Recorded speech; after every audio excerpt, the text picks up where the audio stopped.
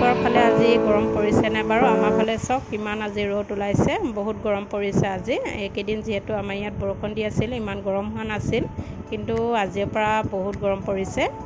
আৰু গৰম দিনত কিবা এটা খাবলৈ মন যায়, টেঙা শাকৰ ৰেচিপি ন, সেইবাবে বাৰীলৈ আহিলোঁ। আৰু টেঙা মৰা শাক যিহেতু আছে, দুডালমান আগ মই ছিঙি ল'লোঁ। অকণমান কিবা এটা বনাই খামগৈ এই শাকখিনিয়ে। আৰু কি বনাম আপোনালোকে ভিডিঅ'টো শেষলৈকে চাবচোন বাৰু। আৰু ভাল লাগিলে লাইক কৰিব আৰু ধুনীয়া ধুনীয়া কমেণ্ট কৰিব। আৰু নতুনকৈ চোৱাসকলে প্লিজ মোৰ চেনেলটো ছাবস্ক্ৰাইব কৰি দিব। জলকীয়া দুটামানৰ লগতে ছিঙি ল'লোঁ আৰু এইখিনি শাকখিনি কাটি ল'লোঁ, সকলোখিনি যোগাৰ কৰি ল'লোঁ বনাবৰ বাবে। আৰু এইখিনি চাওক, মাছৰ লগতে আজি মই টেঙা শাকখন খাম, মানে টেঙা মৰাৰ লগতে খাম সৰু মাছখিনি। এইখিনি বটীয়া মাছ হয়, লগতে শিঙি মাছো আছে নেকি দুই এটা। এইখিনি মাছখিনি ওচৰৰ মানুহ এঘৰে দিছিলে, সিহঁতৰ জালত লাগিছিল বোলে। মাছখিনি অকণমান লৰিছিলে যিহেতু জালত লগা। আৰু মাছখিনি প্ৰথমে মই নিমখ হালধি সানি এতিয়া ফ্ৰাই কৰি লওঁ।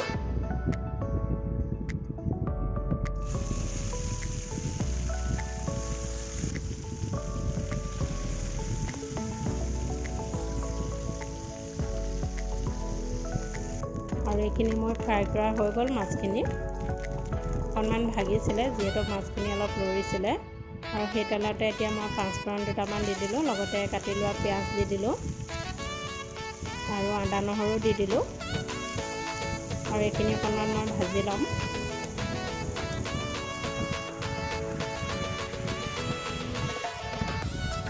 ভজা হোৱাৰ পিছতে মই শাকখিনি কাটি লোৱা শাকখিনি এতিয়া দি দিলোঁ।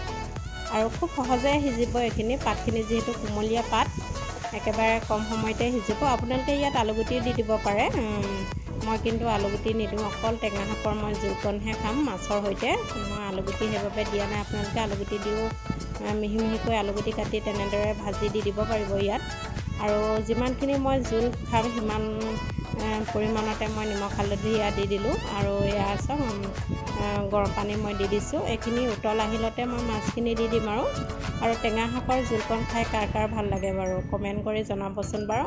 আৰু গৰম দিনত সকলোৰে অৱশ্যে প্ৰিয় টেঙা শাকৰ জোলকণ, এনেও খুবেই ভাল লাগে শাককণ খাই, যিকোনো টেঙা শাক খাই। আৰু এইখিনি চাওক সিজিলেই, পোৱা নাই জানো 10-15 মিনিটতে এইখিনি শাকখিনি সিজি যায়। আৰু মই কাটি লোৱা জলকীয়াকেইটা দি দিলোঁ। আৰু ইমানটোৱে মই জোল ৰাখিম, যিহেতু মই ভাতৰ লগত খাম। এইখিনি মোৰ হৈ গ'ল।